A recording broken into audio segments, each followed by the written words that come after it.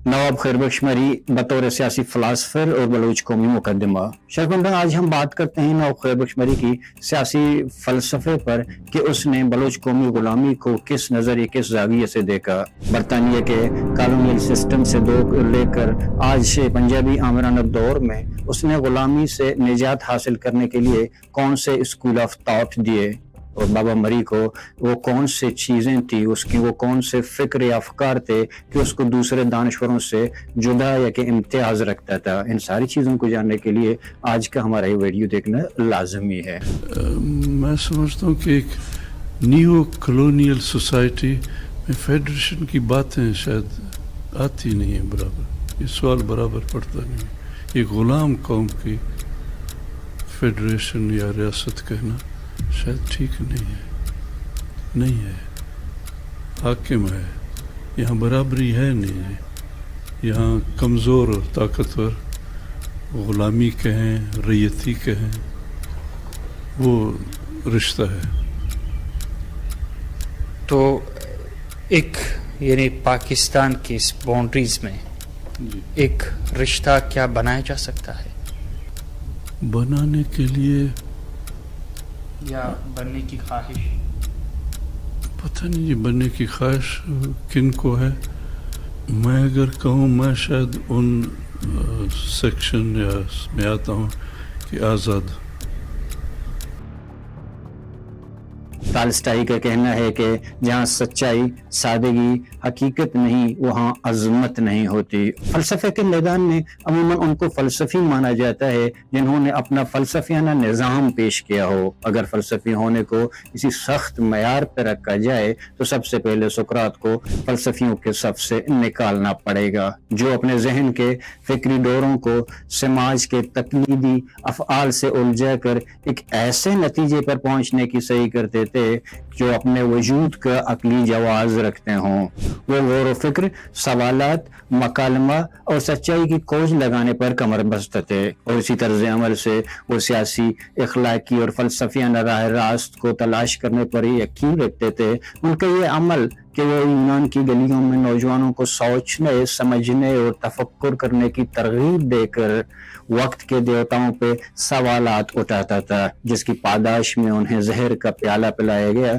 बकौल एलन बदेव कि उनका ये अमल उन्हें फ़लसफ़ियों की सफ़ में शामिल करता है। इसके मुकाबिल गुलेलो का अमल अकीदे की आमरीत के बजाय तफक्कुर और तजुर्बे की बुनियाद पर सवालात उठाकर जिंदा रहने का फैसला उसे भी फ़लसफ़ियों के सफ से नहीं निकालता। दोनों शख्सियत वक्त की लहर में मकबूल, आम और तस्लीम शुदा ख़यालात की मुखालिफ सिमत चल कर एक ने सवालात बहस मुबाहिसा करके मौत को कबूल किया तो दूसरे ने जिंदा रहकर अपने अमल को दवाम बख्शा। बाबा मरी ने सुकरात की तरह रियासत के खुदायान इक़्तिदार से उलझ कर बलोच कौमी शऊर को बेदार करने की सही करके गुलेलो की तरह जी कर बलोच मुज़ाहमत की राह हमवार की। बाबा मरी सियासी ताला आजमाओं की तरह सियासी मुहिम जुई का कभी भी कायल नहीं रहा, बल्कि सुकरात की तरह गौर फिक्र, सोच विचार और असूली मौक़िफ़ की सूरत में मुख्तलिफ सवालात उठाते रहे, जिससे न सिर्फ वो मरज़ की तशखीस की बल्कि मुआलिज की सूरत में मैदान अमल में भी उतरे।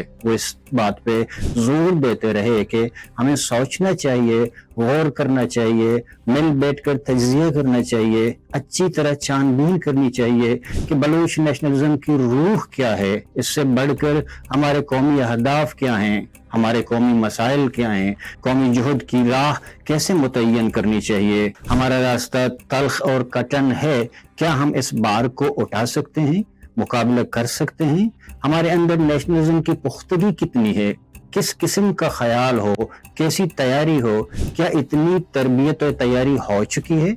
कॉम्प्रेस पार्टी कौम से मंसूब होनी चाहिए या फिर वतन से या किसी इंतजामी यूनिट से, हमारे कौमी मसाइल क्या हैं, बलूच का जिस दुश्मन से वास्ता है उसका तारीखी पस मंजर किरदार क्या है, पाकिस्तान की सरजमीन कब बनी, क्यों कर बनी, کیا زبردستی بنی یا رضا سے بنی؟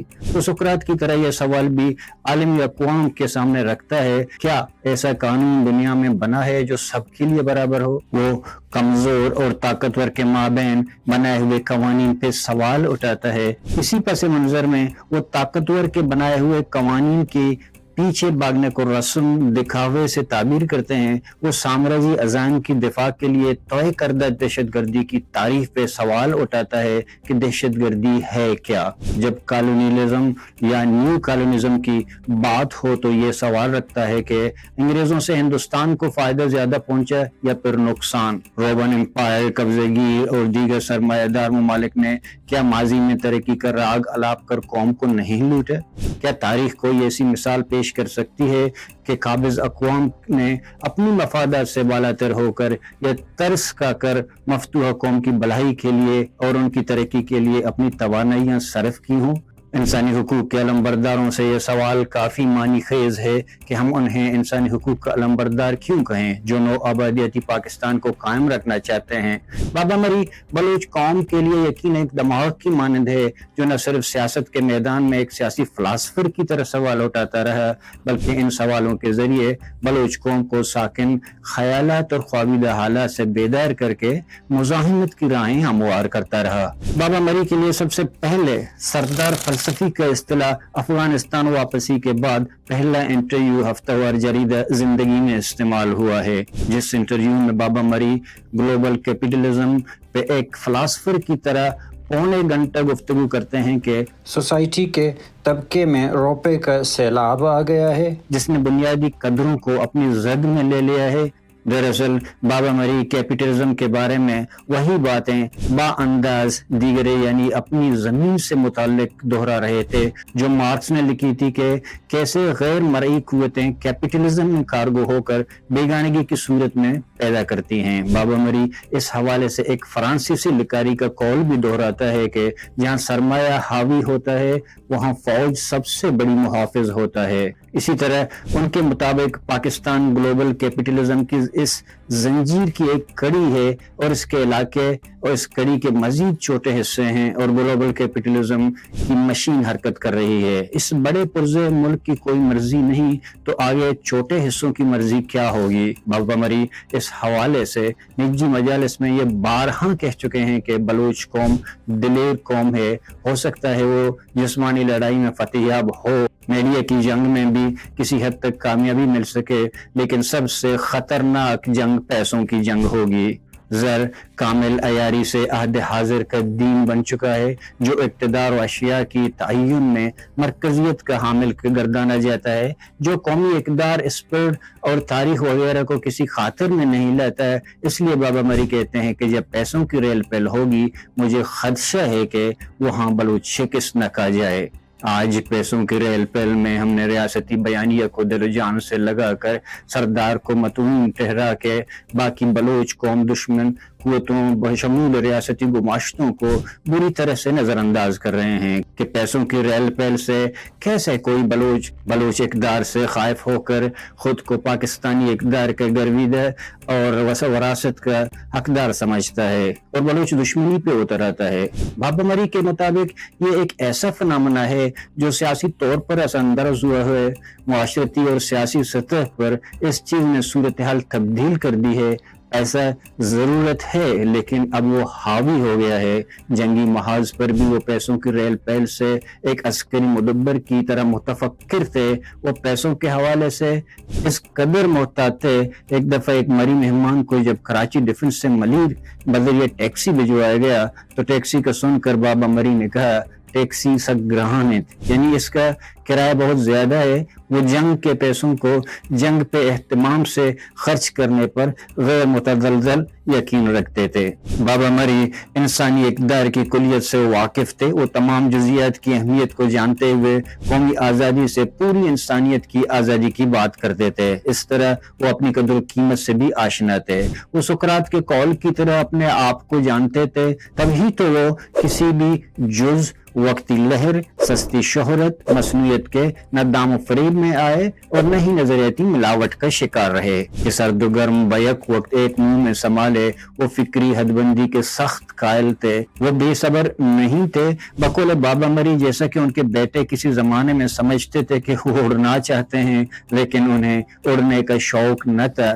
وہ ایک سیاسی فلاسفر کی طرح لمحوں کی وسعت کے بجائے تاریخ کی جدلیات میں سیاسی واقعات کو تسلسل اور ان کی اثر انگیزی کے تناظر میں دیکھتے تھے. وہ سیاسی و جنگی محاذ پہ واقعات کو نہ سطحی انداز سے دیکھتے تھے اور نہ ہی واقعات کو اس طرح دل رفائی کرنے کے حق میں تھے کہ جہاں سچ اور جھوٹ, سیاسی پروپیگنڈا اور شور و غل میں فرق ہی نظر نہ آئے. اسی لیے اس کی فکری والدگی اس قدر عروج پر تھی کہ سیاسی گروہ بندی, سیاسی اڑھاکزم, سیاسی مہم جوئی اسے چھو کر بھی نہیں گزری. وہ اس بات پہ یقین رکھتے تھے کہ سیاست میں مہم جوئی کوئی منزل نہیں ہوتی, نہ ہی آزادی کے سفر میں انفرادیت, گروہ بندی, قبائلیت, انا, لالچ ساتھ ساتھ چل سکتی ہیں. وہ کسی بھی سماج میں اسے ایک المیہ سے کم قرار نہیں دیتا تھا کہ جس میں سماج میں ناموری بھی ملے اور شوبازی بھی ہو. بقول مختار حسین وہ نمود اور پبلسٹی سے دور بھاگتے تھے. بڑے سے بڑا مجمع اسے متاثر نہ کر سکا. آہنسکو کے الفاظ کی روشنی میں اگر دیکھا جائے تو ایک ایسا فلسفی دانشور تھے جس کا اخلاقی اقدار اس قدر بلند تھا کہ وہ اسے کبھی بھی اسٹیج کی ضرورت نہیں پڑی, جس کو ہائیڈگر کی زبان میں ایتھنٹک بینگ یعنی معتبر مستند وجود کہا جاتا ہے.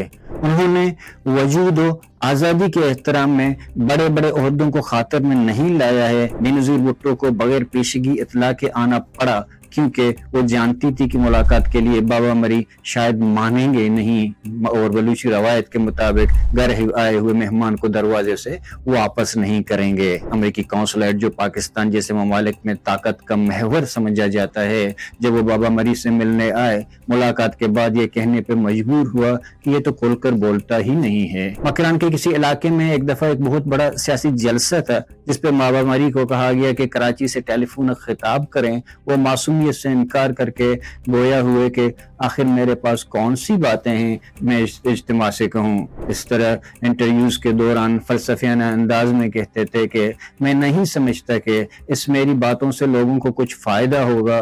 ہو سکتا ہے کہ یہ باتیں جدید دور کے لکھاریوں, تعلیم زدہ دانشوروں اور پروفیسر کے لیے رجت پسندی ہو, لیکن بابا مری چند گنے چنے افراد کے ساتھ حق توار اسٹڈی سرکل میں بلوچ گل زمین کے لیے مزاحمت کا بیج بوتا رہا اور ذہن کے لہو سے زیر زمین رہ کر اپنے فکر و عمل سے اسے سیراب کرتا رہا.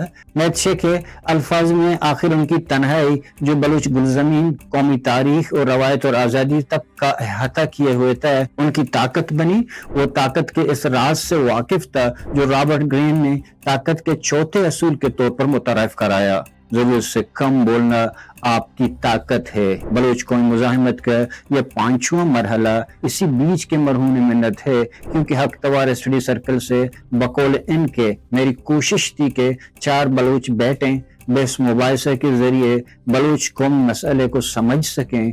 اس طرح میں بلوچوں کے ذہنوں میں ان کے واقع اختیار کے سوال اور عملی جدوجہد کی فکر کو ڈال سکوں اور 4 بلوچ میری بات کو سمجھ کر قومی آزادی کی جدوجہد کے لیے کمر ہمت باندھ لیں. انہوں نے بلوچ قومی آزادی کو عقلی تقاضا سمجھ کر جوڑ سے جوڑا. اپنی صلاحیتوں کا اظہار بھی ریشنل انداز سے کیا. یوں اس کا ہر عمل شعور سے ہو کر گزرتا تھا.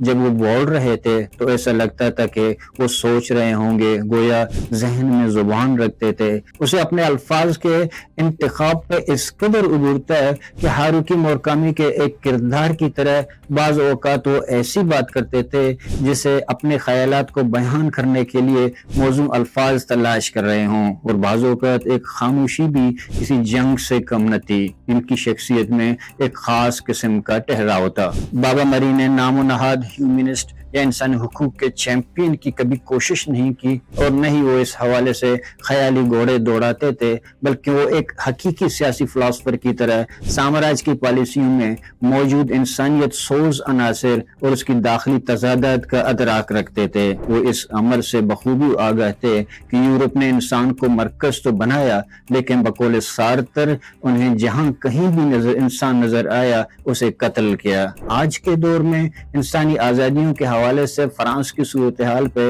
بابا مری غیر مطمئن تھے۔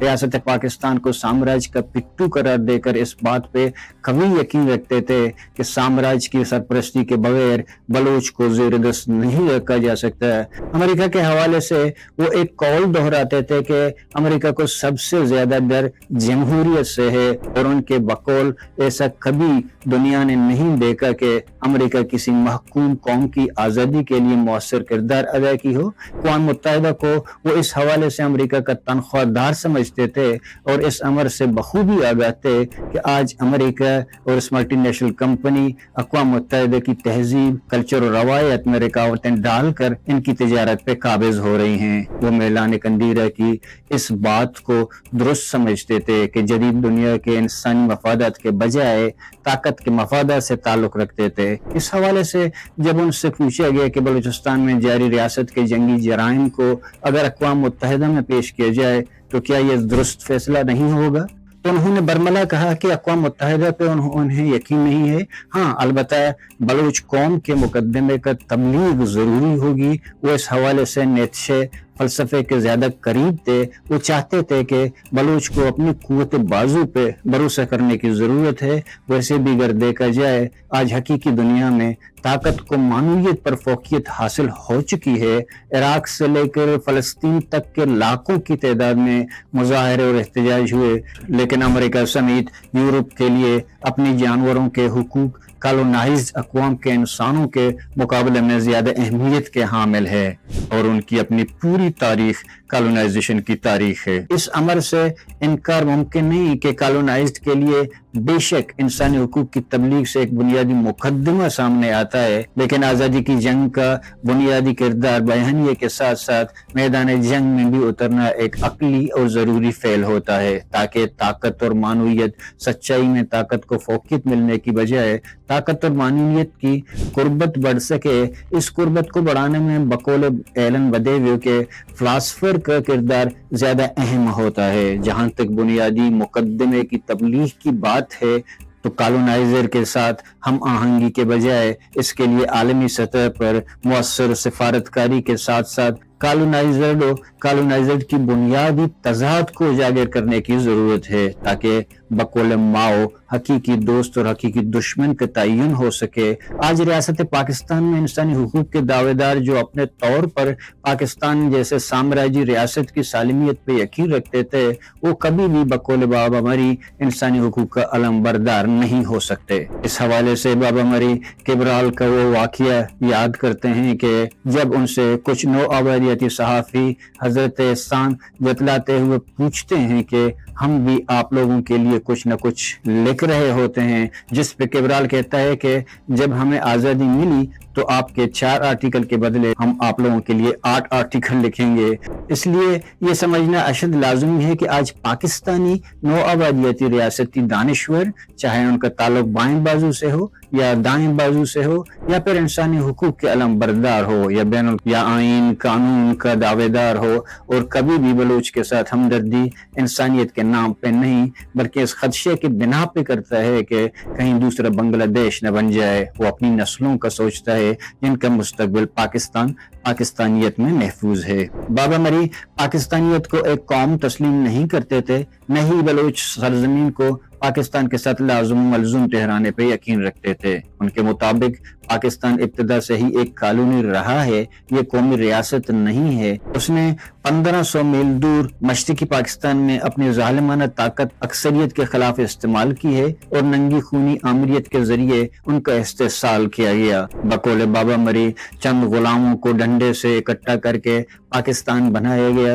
جس کی نہ کوئی تاریخ ہے نہ ثقافت ہے۔ یہ ایک خود ساختہ پاکستانی قومیت ہے جس کی کوئی علمی، سائنسی اور فکری بنیاد نہیں۔ बाबा मरी इस मुल्क को पाकिस्तान कहना ही सही नहीं, क्योंकि कोई मुल्क पाक नहीं होता। मिस्टर जिन्ना को जामा मगर मुख्तसर अल्फाज में अंग्रेजों का बंदा कहते थे, जिसने एक दिन भी जेल में गुजारे बगैर अंग्रेजों की ईमा पर हिंदुस्तान को मजहब के नाम पे तकसीम करके एक अलग नौ आबादियाती रियासत इस्लामी कौमियत के असास पे बनाई। इनके मुताबिक ये अंग्रेजों का एक मफ्तूहा इलाका है, मजहब के नाम पे कोई कौम नहीं बनती। बाबा मरी ये समझते थे कि अंग्रेजों के ही ईमा पर रियासत कलात का जबरी तौर पर पाकिस्तान के साथ अलहाक किया गया। बाबा मरी तारीख के औराक को कुछ इस तरह पलटता है कि 14 अगस्त 1947 को कलात की आज़ादी के ऐलान के साथ साथ और पाकिस्तान के दरमियान मुआहिदा हुआ था, हमारी आज़ाद हैसियत है, जिसे हुकूमत पाकिस्तान ने भी तस्लीम किया।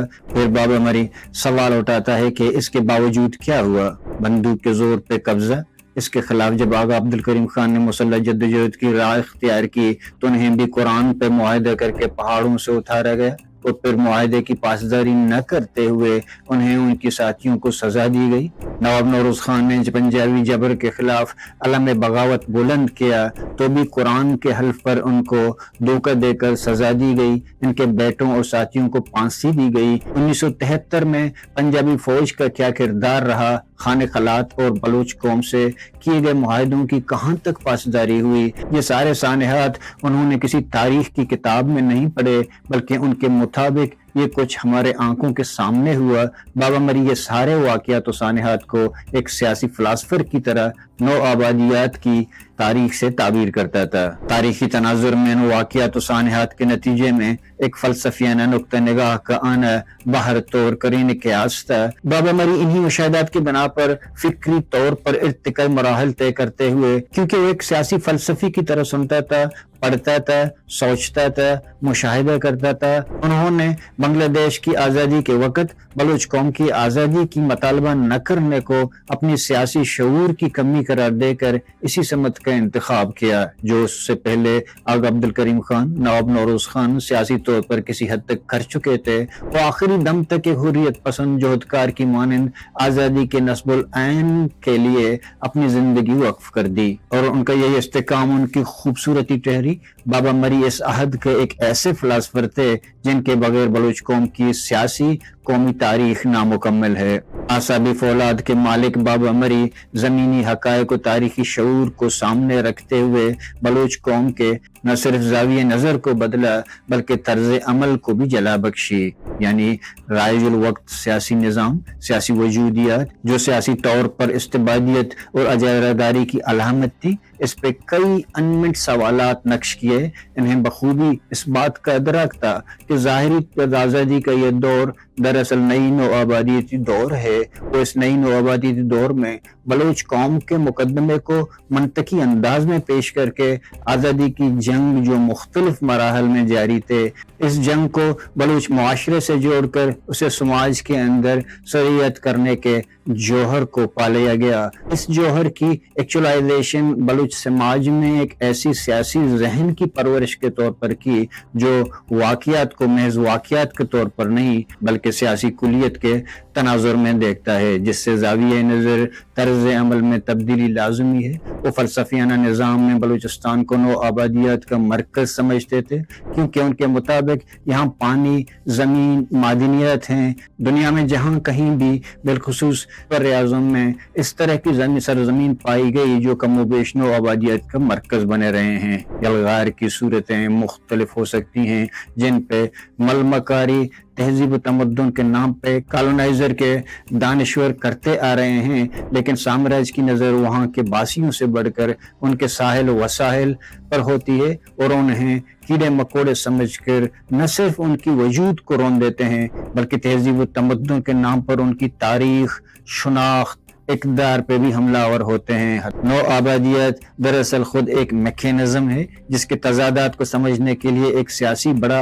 दिमाग दरकार होता है। नौ आबादियत की साख्त तारीख की दमलकों में और असरात खून के धारों पर लिपटी बहुत देर तक रहेगी। उसके अपने अंदरूनी तजाद ने एशिया, अफ्रीका, साउथ अमेरिका समेत बिश्तर अक़वाम में बड़े बड़े दिमाग पैदा किए। Gandhi, Tagore, scissor, Albert, meme, Cabral, फेमनन तो बरआज़मी खत्तों के जरिए ज़रख़ेज़ सियासी दिमाग थे। खैर बख्श मरी भी इन्हीं शख्सियत की तरह एक ज़रख़ेज़ फ़लसफ़ियाना दिमाग का मालिक थे जो नई नौ आबादियाती तनाजुर में शनाख्त, इक़्तिदार और आज़ादी के फ़लसफ़े पर न सिर्फ कारबंद रहा बल्कि इस कॉलोनाइज़र स्ट्रक्चर, मैकेनिज़्म और नेटवर्क के पुर्ज़े से यानी तारबूद से वाकिफ़ कार भी रहा। इसलिए वो हमेशा मेगा प्रोजेक्ट्स को मेगा एक्सप्लॉयटेशन का नाम देते थे। वो एक सियासी फ़िलासफ़र की तरह कॉलोनियलिज्म में साम्राज्य की तरह रेडिकल अंदाज से रद्द अमल देते रहे। वो इस तारीख का मुनकर थे जो बकौल शहीद पेट्रस के ब्रसेल्स, पेरिस, वाशिंगटन अक़वाम मुत्तहिदा में बढ़ाई जाती है, बल्कि वो इस तारीख से वाकिफ था कि अफगानिस्तान में रूसी अफवाज के लिए सड़कों का इंफ्रास्ट्रक्चर मौजूद नहीं था लेकिन चेकोस्लोवाकिया में था, इसलिए रूस ने वहाँ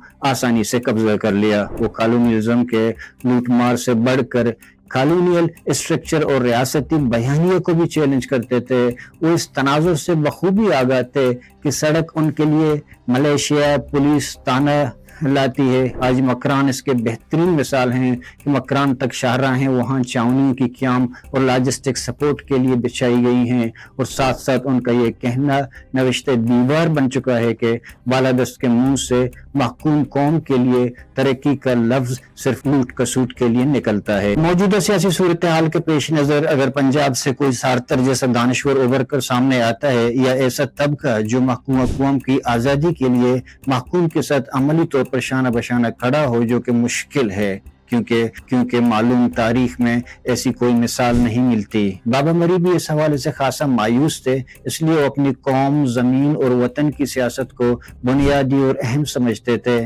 बकौले बाबा मरी उनके पंजाब के नज़दीक हमारी सियासत पंजाब की ताबेदारी की स्कीम के तहत आगे बढ़ेगी, लेकिन याद रखेंगे कोई ऐसा अनहोनी जो हो जाती है जो तो वो तारीखी हरकियात में महकूम की आज़ादी से बढ़कर अपने आने वाली नस्लों की आज़ादी, जो हाकिमियत और बर्बरियत और मुसल्लह फोर्सेस का बोझ उतार कर इंसानी बराबरी, इज्जत और नाइंसाफी जैसे असूलों की पासदारी तस्वीर की जाए, वगरना तारीख के कटेरे में पंजाब नौ आबादियाती हवाले से हमेशा सरनगू ही रहेगा। सार्तर जिसे डेगाल ने फ्रांस कहा, लेकिन तारीख कभी भी सार्तर की वजह से फ्रांस को अलजायर पे किए गए मजालिम से बरीउल ज़िम्मा नहीं ठहराता। पंजाब के एक मार्क्सी दानिश्वर से जब इस सिलसिले में बात हुई तो बर्जस्ता बोला कि फ्रांस में जनरल डेगाल था जबकि यहाँ जनरल मुशर्रफ है। वो ये कहना शरीक भूल गया कि जनरल मुशर्रफ एक फर्द है, जबकि नौ आबादियाती निज़ाम की इमारत एक फर्द के कंधों से बढ़कर रियासती इदारों के सतूनों पर खड़े होती है और किसी भी नौ आबादियाती रियासत का सबसे बड़ा सतून फौज है, जो बकौल बाबा मरी मेरे नाकस ख्याल में फौज किसी मुल्क की सलामती के लिए होती है, सुतून नहीं होती, बल्कि इंसानी बराबरी, इज्जत और इंसाफ ही सुतून तस्वुर करते हैं। लेकिन नौ आबादियाती रियासत की सबसे बड़ी मजबूरी यही होती है कि वो फौज के दम पर कायम दायम रहे, दूसरों के वसाइल लूट कर अपना कारोबार जिंदगी चलाते रहे। दर हकीकत फौज नौ आबादियाती रियासत की स्ट्रक्चर के रूह रवां होती है। वो अपने आप पे फर्ज क्या होता है कि चूंकि सबसे बड़ी कुर्बानी जान की होती है, इसलिए वो रियासत के स्याह सफेद के मालिक है। इनसे बढ़कर न कोई मुहब्बे वतन होता है और न ही अक्ल कुल। जानों की कुर्बानी से उनकी अना का मरज बढ़ जाता है। सियासत के मैदान से लेकर जंग की मैदान तक वही फैसला साज होते हैं। वो किंग मेकर की तरह जिसे चाहे मैदान सियासत में उतारें या फिर जिसे चाहे मैदान सियासत से गद्दारी का सर्टिफिकेट तमा कर फारिग करें। हर किसी की जान माल, इज्जत और आबरू उनके लिए कोई मानी नहीं रखती, लेकिन अपनी इज्जत, तौकीर और वकार का पहाड़ उन्हें हर रोज बढ़ाया जाता है कि आपकी ताजीम से बढ़कर किसी ताजीम नहीं, आपके वकार से बढ़कर किसी का वकार नहीं। उनकी तौहीन पूरी रियाया की तौहीन तस्वर होती है, उनका एहतराम वजह आवरी पूरी रियाया की इज्जत वजह आवरी होती है। वो दिफाई मामला से लेकर सियासी मामला तक का खुद साख्ता चैंपियन बने होते हैं। इसके लिए तारीख से मिसालें तराश तराश कर अपने होने का जवाज ढूंढते हैं। बकौल बाबा मरी हम ये नहीं छोड़ेंगे, हम वो नहीं छोड़ेंगे, ہم یہ کریں گے، ہم وہ کریں گے۔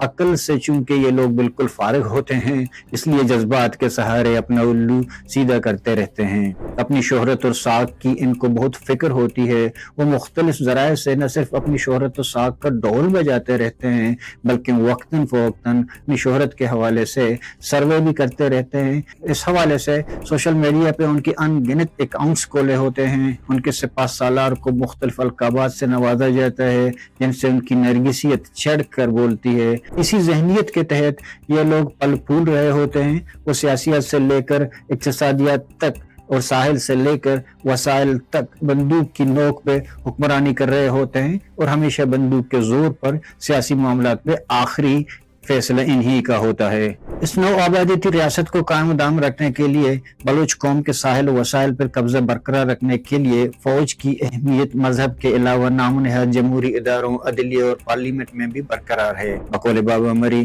نہ صرف ان سے وہ اپنی آمریت کو قانونی جواز دینا ہے، بلکہ انہی کے لبادے میں ان کی معیشیت سیاست کا کاروبار چل رہا ہے۔ بابا مری کے الفاظ میں منافقت کی داستان بہت طویل ہے۔ نظریاتی طور پر ملٹری ڈکٹیٹرشپ کے تابع ووٹ کاسٹنگ کو ڈیموکریسی کہنا بہت بڑا گناہ، کمزوری یا نادانی ہے۔ منافقت کی اس طویل داستان میں فوج اور اقتصادیت کے گٹھ جوڑ پہ بابا مری تاریخ کا حوالہ کچھ یوں پیش کرتے ہیں کہ دنیا میں ایسے افواج بھی تھیں یا اب بھی ہیں جو دوسروں کو لوٹ کر اپنی اقتصادیات اور مالی قوت بڑھانے کا ہنر سیکھ لیتے ہیں، تو معیشت کے کچھ حصے کو ترقی دینے کے لیے ماہر اور عالموں کو باہر سے لا کر ان سے کام لیتی ہیں۔ دراصل ترقی کے نام پر چاونیاں بنانے کا ہنر کوئی ان سے سیکھے۔ بابا مری کا یہ سوال کہ ہم پوچھتے ہیں کہ بلوچستان میں چاونی کس لیے بنا رہے ہو، ہندوستان کی فوج کے خلاف یا ایرانی، یا ان کے خلاف جو کہتے ہیں کہ یہ ہمارا وطن ہے، جن کے تیل چھیننے کے لیے یہ چاونیاں بن رہی ہیں۔ آج گوادر اس کی ایک بہترین مثال ہے، جسے چاروں طرف سے باڑ لگا کر وہاں زمین زادوں کو ریڈ انڈینز کی طرح بے دخل کیا جا رہا ہے۔ قابض نے نہ صرف گوادر میں بلکہ پوری گل زمین میں جہاں جہاں مورچے بنائے ہیں، وہاں گل زمین کے سینے کو چیر کر ارد گرد باڑ لگائی جا رہی ہیں، حتیٰ کہ مصنوعی بارڈر مائک موہن سے لے کر گولڈ سمتھ لائن تک باڑ لگانے کا سلسلہ جاری ہے۔ اس طرح قابض کا سول سوسائٹی غیر مرئی باڑ ذہنوں پہ لگا رہی ہے۔ گوادر کا مسئلہ بقول بابا مری عالمی سامراجی غلبہ اور مفادات، بڑے بڑے انویزیبل ٹینک، توپ اور چیک پوسٹیں، مورچوں کا قیام انہی سامراجی غلبہ اور مفادات کی جیتی جاگتی تصاویر ہیں جو بلوچوں کے ساحل و وسائل زمین پہ قابض ہیں۔ انہی ساحل و وسائل سے نہ صرف وہ اپنا پیٹ اور بینک اکاؤنٹس جی بھر کر بھرتے ہیں، بلکہ کاروبار، سیاست کو بھی چلا رہے ہوتے ہیں۔ جمہوریت، آئین و عدلیہ، قانون کی اوقات ان کے سامنے لونڈی سے بڑھ کر نہیں ہوتی۔ اب بلوچ اگر اس لونڈی کا دامن پکڑ کر جمہوریت کی بالادستی، سول سپرمیسی جیسے نمائشی نعرے لگا کر، یا اس سے بڑھ کر مسنگ پرسنز کو انہی نو آبادیاتی ریاست کے اداروں سے انصاف کی بیک یا مظلومیت کے نام پر نیشنلزم کا پرچار کریں، تو اس چیز کو سمجھنے کی ضرورت ہے کہ بقول بابا مری کیا وہ بلوچیت کے نام پہ بلوچ کو بلوچ سے تو دور تو نہیں کر رہا۔ بلوچیت وہ قومی شعور ہے جو بلوچ کو اس کی اصل سے جوڑ دیتا ہے، اسے زمین پہ سیاسی، ثقافتی اور تاریخی بنیادیں عطا کرتا ہے۔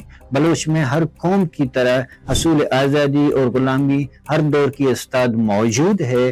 آپ اس کے شعوری پختگی پہ منحصر ہے کہ وہ کس راہ میں اپنا یہ تاریخی سفر طے کر کے اپنی سیاسی وجود، سیاسی عدم وجود کو برقرار رکھتا ہے۔ گر وہ حالات پہ مکمل طور پر منحصر ہوئے بغیر جدلیاتی انداز سے حصول آزادی کی استعداد کے لیے کمر بستہ ہو جائے، تو بلوچیت تاریخی سفر میں پروان چڑھ کر ٹاس شکل میں آزادی کی صورت سامنے آ جاتا ہے، اور تاریخی عالم میں تصور آزادی کی تشکیل میں ایک اہم کردار ادا کرتا ہے۔ در حقیقت یہ بلوچیت ہی ہے جو بلوچ کو تاریخی سفر میں ہیئت دے کر اپنے سفر کی طرح گامزن ہے۔ بقول بابا مری تبدیلی، زمانہ ہمیشہ قوم و ثقافت دائرے میں اپنا سفر مکمل کرتی ہیں. اس لیے حقیقی نیشنلزم کا رستہ ہی وہ واحد رستہ ہے جہاں یہ سفر ممکن ہے، نہ کہ بیرونی مداخلت اور جبر تسلسل کے دائرے میں، لیکن نو آبادیتی ریاست میں نو آباد کر اس شعور پہ بیرونی طور اور جبر و تسلسل سے کن محاذ سے حملہ آور ہوتا ہے. ان میں سے خطرناک محاذ بلوچیت کے نام لینے والوں کا بھی ہوتا ہے، جس پہ بابا مری کی خاص الخاص سیاسی فلسفیانہ نظر تھی کہ ہمیں دیکھنا ہوگا کہ کہیں بلوچیت کے نام پہ بلوچ کو بلوچ سے دور تو نہیں کیا جا رہا. اس محاذ پہ نیشنلزم کا خاص پرچار ہوتا ہے، نیشنلزم کے نام پر جلسے اور جلوس کا انعقاد کیا جاتا ہے. سیاسی پروگرام سیاسی اداروں سے بڑھ کر شخصیت پرستی، ہیروئزم جیسے نو آبادیتی وباؤں بیماری کا بول بالا ہوتا ہے. بلوچیت کے نام پہ نو آباد کاری کے ریاستی اداروں کے ساتھ مل کر جمہوریت، آئین، قانون کی بالادستی اور عدلیہ کے دائرہ کار میں رہ کر انسانی حقوق جیسے کوکلے نعروں کی پذیرائی ہوتی ہے. فینن افتادگان خاک میں اس حوالے سے کس قدر حقیقت سے قریب تر بات کرتا ہے کہ نو آبادیت کے عوام جو بیک وقت اپنے تشدد کو نو آبادیتی نظام کی تباہی کے عظیم کام پر لگاتے ہیں، بہت جلد خود کو ایک بنجر جامد نعرے کے سپرد کرتے ہیں. پارلیمنٹ سے لے کر پریس کلب تک بنیادی مدعا کو پس پشت ڈالتے ہوئے تقاریر کا ایک سلسلہ جاری رہتا ہے. اس ہاؤ ہو میں آئین، قانون اور عدلیہ، جمہوریت کی بالادستی جیسے نمائشی نعروں کی بازگشت بار بار سنائی دیتی ہے. چیخ و پکار شور کی فریکوینسی کو کنٹرول کرنے کے لیے کوکلی ریاست، ڈیتھ اسکواڈز، ریاستی فورسز، پولیس، لیویز، پیراملٹری کے علاوہ لالچ، دھمکی، ڈونس کے سارے ذرائع بروئے کار لائی جاتے ہیں. اور کبھی کبھی انہیں اقتدار کے ایوانوں میں کچھ جگہ وزارتوں اور مشیروں اور سینیٹرز کی صورت دی جاتی ہے. فنڈز اور ترقیاتی کام کے محدود ذرائع کھول دیے جاتے ہیں، لیکن ایک ایسا وقت بھی آتا ہے کہ انہیں اقتدار سے اس طرح نکال جاتا ہے جس طرح سے مکھن سے بال نکالا جاتا ہے. یہ ساری پالیسیز ڈیپ اسٹیٹ پالیسی کا حصہ ہوتی ہیں کہ کس کو لانا ہے، کس کو نکالنا ہے. چیخ و پکار کی اس آواز کو اس کس فریکوینسی میں رکھنا ہے. اس لیے بابا مری اسے فیڈریشن کے بجائے غلام اور طاقتور کا رشتہ سمجھتے تھے. غلام اور طاقتور کے اس رشتے میں محکوم کے اس طرح کے سارے اعمال در حقیقت ریاست کے شعوری یا لاشعوری طور پر سیفٹی واولز کا کام دے رہے ہوتے ہیں. جو بھی سیاسی میدان میں پریشر زیادہ ہوتا ہے تو سیفٹی واولز کے ذریعے پریشر کو ریلیز کیا جاتا ہے. جس طرح کے تاریخ میں جب نواب بگٹی کا واقعہ پیش آیا، لاش کی وصولی کے بغیر غائبانہ نماز جنازہ پڑھایا گیا، بابا مری بھی اس سیفٹی واولز اور دکھاوا سے تشبیہ دے کر شرکت نہیں کی. بقول بابا مری کے بلوچیت کا تقاضا بھی یہی ہے کہ جب تک لاش کی وصولی نہ ہو اس وقت تک جنازہ نہیں پڑھایا جاتا. غائبانہ نماز جنازہ پڑھا کے دراصل پریشر کو ریلیز کیا گیا. آج ریاستی قانون، عدلیہ، پارلیمان اور جمہوریت اس کی بہترین مثالیں ہیں جہاں پریشر وزارت، عہدے اور تقاریر اور ترقیاتی فنڈز کی صورت کم ہوتا رہتا ہے، اور اس طرح ریاست اپنے آپ کو مکمل طور پر قومی مزاحمت سے محفوظ تصور کرتی ہے.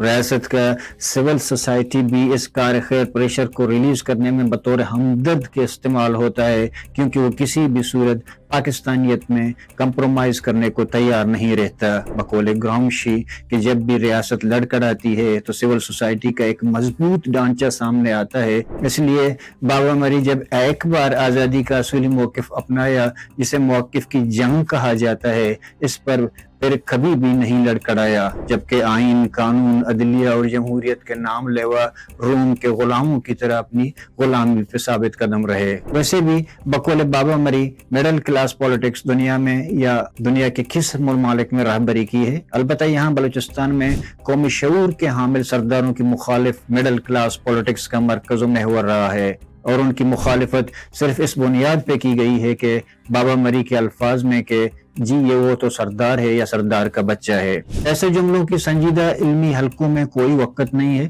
لہٰذا وہ سادہ لوگ عوام کو اسی ایک جملے سے چکے بتی کے پیچھے لگا دیتے ہیں. اس حوالے سے نہ ان کے پاس نہ کوئی دلیل ہوتی ہے، نہ مکالمہ و بحث کی گنجائش رکھتے ہیں.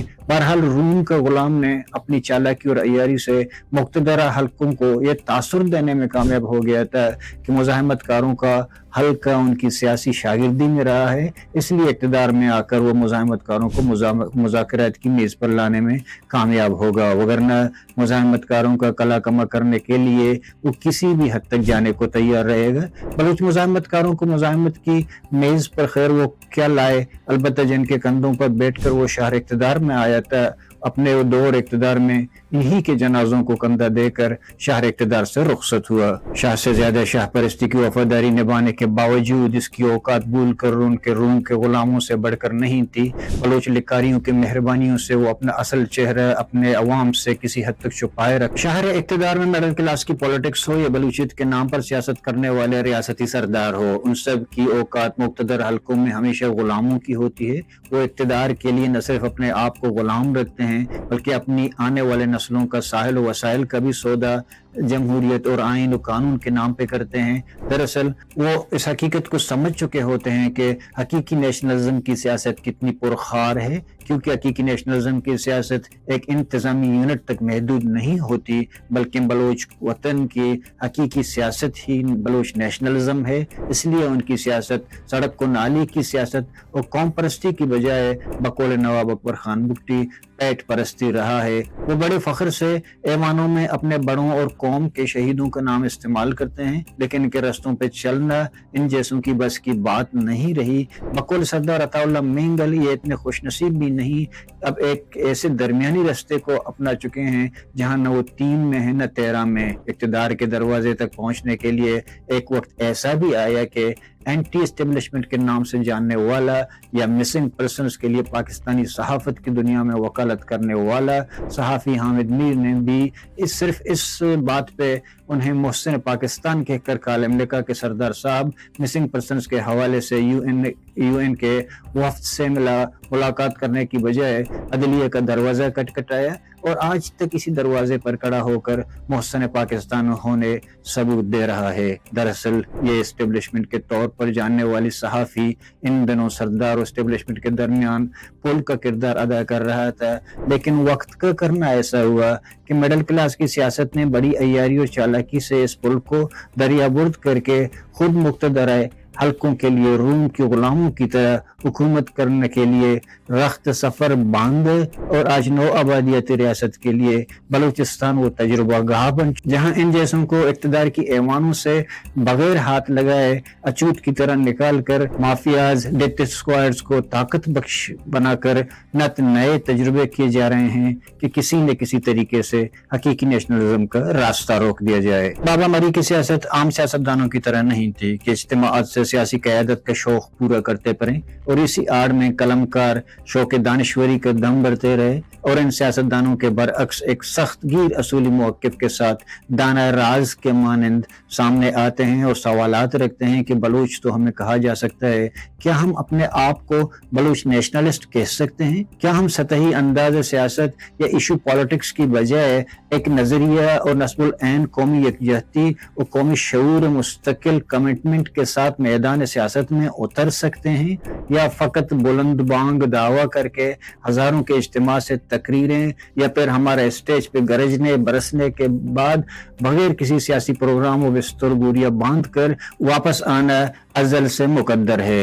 ये वो सवालात थे जो बाबा मरी बार बार खाली उल ज़हन सियासी क़यादत के सामने बगैर किसी गरज बरस के दीनी अंदाज से रखते थे, क्योंकि उनके यहाँ नेशनलिज्म फ़कत एक सियासी प्रोग्राम नहीं बल्कि एक नस्बुल ऐन भी है। लेकिन जवाबन वो आए बाएं शाएं शाएं करते रहे। दरअसल बाबा मरी ने एक फिक्र और अमल की बदौलत बलूच नेशनलिज्म का एक ऐसा मयार बनाया कि कोई शख्स बलूच तो हो सकता है लेकिन हर बलूच नेशनलिस्ट नहीं हो सकता। इसलिए नेशनलिज्म पे लिखना, नेशनलिज्म पे बोलना, नेशनलिज्म के नाम इस्तेमाल करना बहुत ही आसान और दिलफरेब है, लेकिन अपनी ज़ात में मैदान अमल में ख़ास तौर पर किसी नौ आबादियती रियासत में हकीकी तौर पर नेशनलिस्ट होना आसान काम नहीं है। इसके लिए रेडिकल होना लाजम आता है और अपनी ज़िंदगी वक्फ करनी पड़ती है, तब कहीं जाकर सरजमीन का दिफा मुमकिन होता है। बकौल बाबा मरी इसके लिए चिल्ला काटना पड़ता है,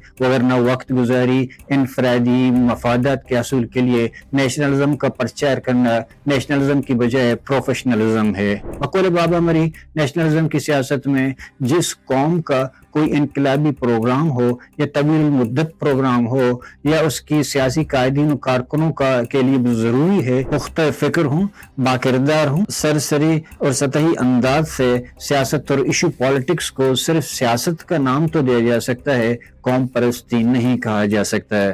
آج ہم میں سے کتنے ہیں جنہوں نے اس بات کی چھان-بین کی ہے کہ ہم خود کس قدر نیشنلسٹ ہیں، اور کتنے لوگوں کو نیشنلزم کی راہ کے لیے فکری اور عملی طور پر تیار کیا ہے؟ وہ طاقت کے سامنے تسلسل کے ساتھ کھڑے رہیں۔ بابا مری کے الفاظ میں ہزاروں کا اجتماع موجود پارٹی قیادت کی عزت میں اضافے کا سبب تو بن سکتا ہے، لیکن ہزاروں افراد کے مجمع میں اور اسٹیج پر براجمان خطرات میں سے کتنے ریڈیکل اور مخلص ہیں اور کتنے کردار اور عمل میں مفلس ہیں۔ بابا مری نے نیشنلزم کا جو معیار رکھا ہے اسے کالونیل مائنڈ سیٹس نے ہمیشہ ریڈیکل اپروچ کہا ہے۔ کسی بھی سیاسی تحریک کی اٹان کی پہلی شرط ہوتی ہے دنیا میں جتنے بھی انقلابات آئے ہیں یا انقلابی سیاسی مفکر گزرے ہیں وہ ریڈیکل سنسیئرٹی کے ساتھ باوقار انداز سے باقاعدہ سیاسی میدان عمل میں اترے ہیں۔ بنیادی تضاد سے ہٹ کر عام تضادات کو مرکز و محور بنانا خود فریبی اور خود شکستگی کے سوا کچھ نہیں ہے۔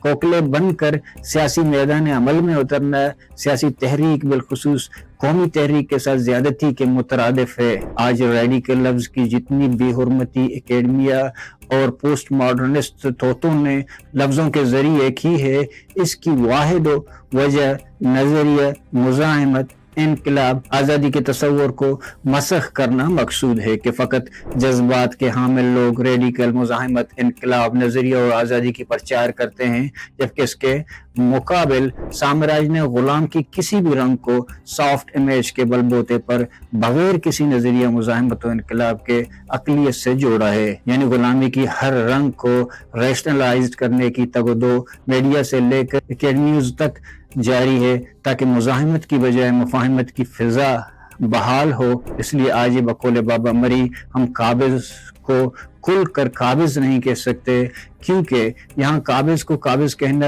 ریڈیکلزم کہلاتا ہے۔ یہ اسی طرح کا ریڈیکلزم یا رجت پسندی کہلاتا ہے جس طرح سامراج کے منہ پر تھوکنا دہشت گردی کہلاتا ہے۔ اب سامراج کی درسگاہوں میں غلامی کی تدبیری سکھائی جاتی ہیں۔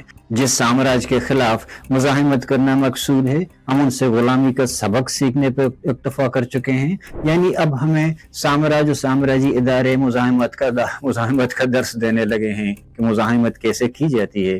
وہ ہمارے ذہنوں اور زبانوں میں امن و پارلیمنٹ، آئین اور قانون، عدلیہ جیسے خوشکن نعرے ٹونس کر مزاحمت کی سافٹ امیج کی تبلیغ اور اس کی فروغ کے لیے دن رات لگے ہوئے ہیں۔ جہاں جذبات ٹھنڈے ہو کر مزاحمت اپنی خام شکل میں اپنا رنگ و اسلوب بدل کر اپنی مادری طاقت و وسعت کھو بیٹھتی ہے۔ اس لیے بابا مری ان جیسی باتوں کو تابعدارانہ مطالبہ کہتے تھے۔ تابعدارانہ مطالبات کی بجائے بحیثیت قوم پرست بابا مری کا یہ مطالبہ کہ بلوچ گلزمین کو آزاد کیا جائے کیا ایک جذباتی فیصلہ ہے یا اس کے پیچھے پوری تاریخ و عالمی ضمیر کار فرما ہے؟ بابا مری کا یہ کہنا ہے کہ جب ہر حال میں مصائب کا شکار ہونا ہے تو سادگی سے کسی بے وقت چیز کا مطالبہ کیوں کیا جائے؟ اصل مدعا یعنی قومی آزادی پہ قوم کی ذہن سازی کیوں نہ کی جائے؟ کیونکہ قوم کی آزادی ہی اس کا جوہر بن جاتی ہے۔ یقیناً آزادی کے مطالبے میں جذبات گلزمین کی وابستگی سے لے کر قومیت کی صورت میں بہر صورت شامل ہیں، لیکن جذباتی پن کہیں بھی دکھاوا نہیں دیتا۔ جب اصول آزادی کے لیے جذبات کا معقول راستہ نہیں کیا جاتا تو سمجھے گا کہ ریت کے ٹیلوں سے فقط آزادی کے قلعے بنائی جا سکتی ہیں۔ بابا مری ہیگلن اسپرٹ کی مانند جذبات و تعلقات کا ملاپ بناتا ہے، جہاں قومی آزادی عقلی تقاضوں کے مطابق بغیر کسی جذباتی پن کی پہلی ترجیح ہے۔ در حقیقت آزادی و خود مختاری و توجہی بابا مری کی شخصیت کے نہ صرف اہم پہلو تھے بلکہ ان کی سرگرمی قربانیوں سے صبح شام جھلکتے تھے. وہ اس امر سے بخوبی واقف تھے کہ آزادی صرف شناخت، عزت و وقار تک محدود نہیں ہوتی، بلکہ کسی بھی قوم کی آزادی اس قوم کی نفسیات سے لے کر معاشیت تک تعقل کے میزان سے جڑ کر زندگی اور موت کا معاملہ بن جاتا ہے. ان کے لیے زندگی صرف آزادی ہے، یعنی ہیگل کی زبان میں آزادی ایک ایسی لازمیت بن جاتی ہے جس کے بغیر خوشگوار زندگی بنتی دکھائی نہیں دیتی. چونکہ قومی غلامی کی قیمت ہر فرد مختلف سطح پر چکا رہا ہوتا ہے، اس لیے آزادی کو فقط جذباتی فیصلہ کہہ کر رد کر دینا ایک سطحی انداز فکر تو ہو سکتا ہے جو ریاست کی سیاسی اجارہ داری میں نمو پاتا ہے، لیکن عالمی ضمیر کے لیے مضبوط علمی، عقلی، سیاسی موقف نہیں ہو سکتا جس کی بنیاد سیاسی و تاریخی و اخلاقی ہر حوالے سے مضبوط تر ہے. قومی آزادی سے مراد قوم کا کوئی بھی فرد سیاسی، معاشی، ذہنی کسی بھی لحاظ سے قومیت کی قیمت نہ چکائے. قومیت ہر فرد کے نفسیاتی حوالے سے لے کر معاشی حوالے تک پناہ گاہ ہو، جہاں وہ سرشار جذبے کے ساتھ ایک پروکار آزاد انسان ہونے کا تصور رکھتا ہو. قوم کو اپنی آزادی کا شعور ہو جو کہ خود شعوری، خود آگاہی، خود انحصاری سے ہو کر اترتا ہے. اسی آزادی کے لیے تاریخ عالم میں بقول ہیگل زمین کی وسیع قربان گاہ پر ہمیشہ بے نام قربانیاں دی جاتی رہی ہیں. ہیگل کے مطابق دنیا کی تاریخ آزادی کی شعور کی تاریخ کے سوا کچھ نہیں. ایسی ترقی جس کا فروغ اس کی نوعیت کے لحاظ سے ہوتا ہے، اس کی تحقیق کرنا اب ہمارا کام ہے. جب بابا مری سے سیدھا سادہ سوال پوچھا گیا کہ آپ کیا چاہتے ہیں تو مختصر الفاظ میں انہوں نے جواب دیا کہ میں بلوچ قوم اور ملک کی آزادی چاہتا ہوں، ساری انسانیت کی آزادی چاہتا ہوں. یعنی بلوچ قوم کی آزادی سے لے کر انسانیت کی آزادی تک کا سفر، جہاں ان کا زیادہ تر وقت اور توجہ بلوچ قوم کی آزادی پہ مرکوز رہا تاکہ انسانیت تک کا سفر تاریخ عالم طے کر سکیں. عظیم تاریخی ہستیاں ایسی ہی ہوتی ہیں جن کے اپنے مخصوص اہداف ان مقاصد کو بھی پورا کرتے ہیں جو عالمی بہبود کے لیے مطلوب ہوتے ہیں. بابا مری کا آزادی کا یہ زوردار تصور بلوچ قوم کے ذہن میں فکری اور عملی طور پر راسخ کر رہا بلوچ قوم کو حقیقی تاریخوں پر گامزن کرنے کے مترادف ہے. بقول چارلس ہیگن کے جو انہوں نے ہیگل کے فلسفہ تاریخ کے مقدمے میں واضح طور پر لکھا ہے کہ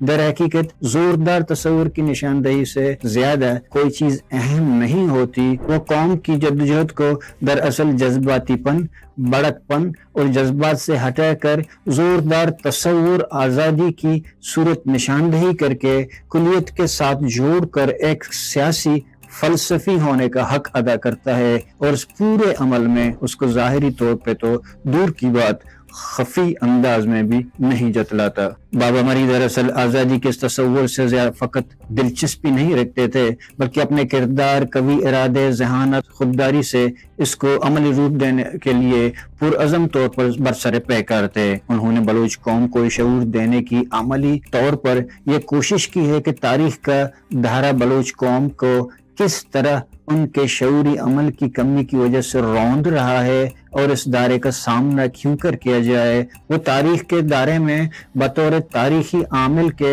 ایک کردار نبھا رہے تھے جو ہیگل کے الفاظ میں خود غرضی کی جانب لوٹ آتے ہیں، جو ساکن ساحل پر استادہ ہیں اور وہاں محفوظ معمول رہتے ہوئے دوری سے ان تباہ شدہ جہازوں کا نظارہ کرتے ہیں جو سراسیمگی میں دھکیلے گئے ہیں. وہ ایک خوددار ناخدا کی طرح قوم کی کشتی کو پار لگانے میں مصروف کار تھے.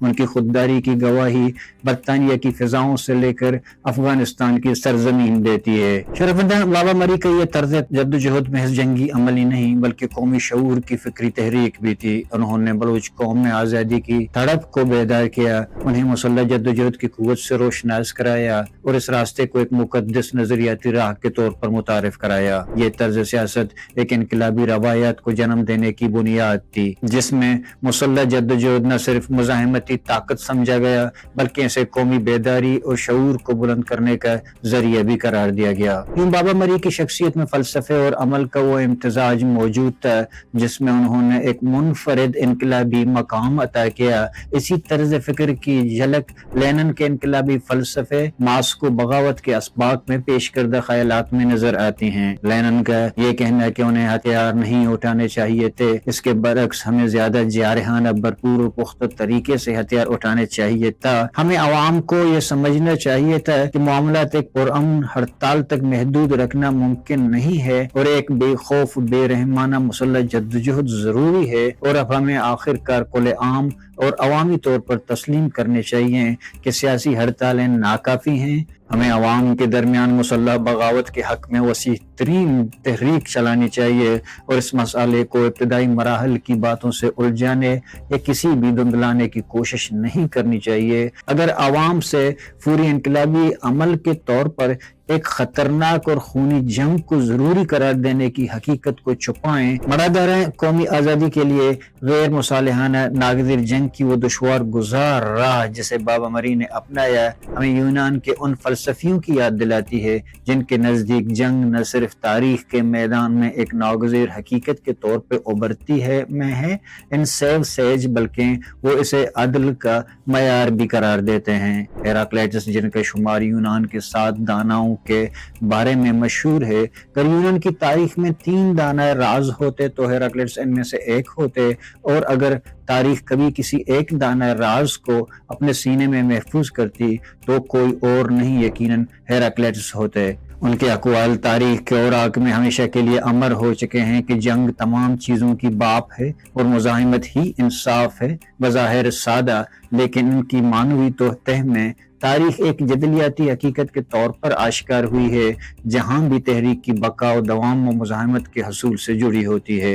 कहते हैं कि एक दिन यूनान के एक फलसफी के पास चंद परेशान हाल लोग हाजिर हुए जिसे दौर हाजिर के अदब तशद्दुद के पैरोकार और अमन के प्रचारक जो जिंदगी के मानी को हालत जंग में साम्राज्य की दी गई तरक्की और साम्राज्य लफ्ज अमन में ढूंढते हैं। इनमें से एक बोला, आप जंग को इतनी अहमियत क्यों देते हैं? क्या आप नहीं देखते कि हमारे लिए सिर्फ तबाही, दुख और बदहाली का पैगाम लेकर आई है? फलसफी ने बड़े इत्मीनान से जवाब दिया, जंग में और जंग से जो जिंदा बचते हैं वो बामानी और बामकसद जिंदगी गुजारना सीख जाते हैं। फलसफी के इत्मीनान को देखकर उनसे रहा न गया, सख्त लहजे में गोया हुए कि क्या आप भी नहीं समझते कि लाखों अमवात के बाद भी हम बेमकसद जिंदगी गुजार रहे हैं और मानी की तलाश में आपके पास आए हैं? तो फलसफी मुस्कुरा कर बड़े इत्मीनान से बोला, लाखों अमवात के बाद भी गैर मकसद जिंदगी आप लोगों से पनाह है, फिर तो जंग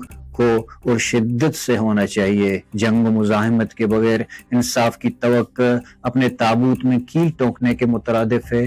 साम्राज्य की दी गई शाहराहों को तरक्की समझना या कॉलोनाइजेशन में साम्राज्य की बंदूक के नोक पर दिए गए साम्राज्य लफ्ज अमन की प्रचार करना न सिर्फ कोताह फहमी बल्कि कौमों को आज़ादी जैसे नेमत से कोसों दूर ले जाती है। तारीख में कौमों की जिंदगी में जंग की अहमियत से कोई भी जी शऊर इनकार नहीं कर सकता कि वो अक़वाम जिनकी सरजमीन के साथ साथ उनके अजहान और हवास पर भी साम्राज्य काबिज हों। बकौले चेचन नावल निगार सादो लाइफ, वो हमें सिर्फ कत्ल नहीं करना चाहते थे, वो चाहते हैं कि हम खुद को भूल जाएं, हमारी कहानियां, हमारे नामों और हमारे वजूद को हमेशा के लिए मिटाया जाए। अपने आप से, अपनी जमीन से, अपनी वतन से बेगानगी और इससे बढ़कर इस बेगानगी का एहसास तक न होना यकीनन साम्राज्य का जमीन के साथ साथ अजहान और हवास पे काबिज होने का अंदिया है। इसके लिए साम्राज्य के खिलाफ कौमी शऊर के साथ मैदान जंग में उतरना सियासी बसीरत और दानाई और बालिदगी है जो एक गुलाम कौम की नफ्सियात, इसकी ख्वाबों और उसकी इज्तिमाई शनाख्त को एक मरबूत सिमत देती है जिसे अमूमी तौर पर विजन कहा जाता है। विजन पहल क़यादत के पास होता है जो इसे लम्हा बलम्हा अवाम में मुंतकिल करती रहती है। बाबा मरी जैसे ने इसके लिए मैदान जंग को मौसर तरीन जरिया समझा। मैदान जंग में उतरने के बाद स्ट्रेटजी हिकमत अमली दूसरा स्टेज है। हिकमत अमली की नाकामी से बढ़कर नाकामी नहीं होती। हिकमत अमली के लिए भी इतनी ही मुदब्बराना सोच दरकार है जितना मैदान जंग में उतरने के लिए थी। अगर जंग का फैसला सियासी क़यादत की बसीरत का इम्तिहान होता है तो हिकमत अमली इस बसीरत का अमली इजहार है, क्योंकि जंग जीतने के लिए महज हथियार या मैदान जंग में عددی برتری کافی نہیں ہوتی، بلکہ دشمن کی نفسیات، اس کی نظام کی کمزوریوں اور مزاحمت کی جدید جہتوں سے بڑھ کر کیموفلاج کو اپنانا ناگزیر ہوتا ہے۔ جہاں طاقت، مہارت، ذہانت کو یکجا کر کے دشمن کو کمزور کیا جاتا ہے، حکمت عملی میں ہر وہ عمل، ہر وہ روپ شامل ہے جس سے دشمنوں کو تکلیف پہنچے، ہر وہ محاذ شامل ہیں جس میں بقول بابا مری نیت آزادی کی ہو، کیونکہ آج کے دور میں اب محاذ میدان جنگ تک محدود نہیں رہا، بلکہ جنگ، سیاست، سوشل میڈیا کے ٹرائکا کو سمجھنا لازمی ہے۔ بقول ڈیوڈ، بم گرانے کے بعد اگر ٹویٹ نہ کی جائے تو سمجھ لینا چاہیے کہ بم ہی نہیں گرا، اور زمینی جنگ کے ساتھ ساتھ بیانیے کی بھی ایک جنگ جاری ہے۔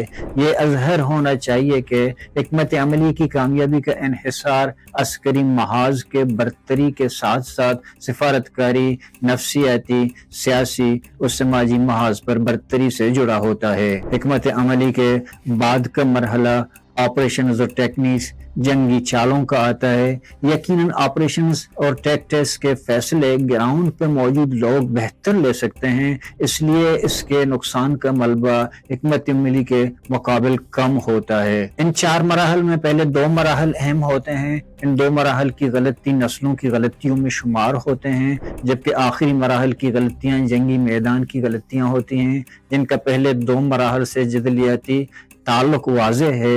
لیکن تاریخ یہاں پر بھی بے رحم ہے۔ اگر کوئی نقاد حکمت عملی پہ سوال اٹھاتا ہے یا آپریشنل اور ٹیکٹس ایگزیکیوشن پہ واضح دلیل کے ساتھ اپنی بات رکھتا ہے تو یہ سمجھ لینا چاہیے کہ ان کا سوال نہ قومی آزادی کے خلاف ہے اور نہ اس ویژن کے خلاف ہے جو تاریخ تسلسل میں آزادی کے لیے کارآمد ہے۔ قومی تحریک اختلاف رائے کو رد کرنے کے بجائے اسے جنگ میں بہتر حکمت عملی بنانے کے لیے استعمال کرنا چاہیے، جس جنگ کا فیصلہ سیاسی قیادت لے چکی ہے۔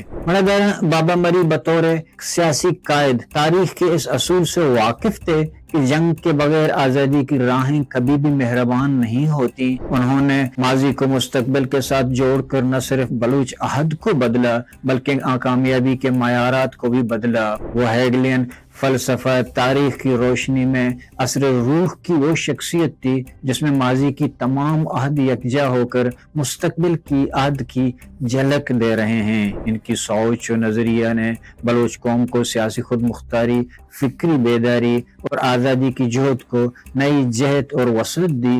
اب غلامی کے خلاف مزاحمت صرف ایک نعرہ نہیں بلکہ عقلی، سیاسی اور تاریخی لازمیت اختیار کر رہی ہے۔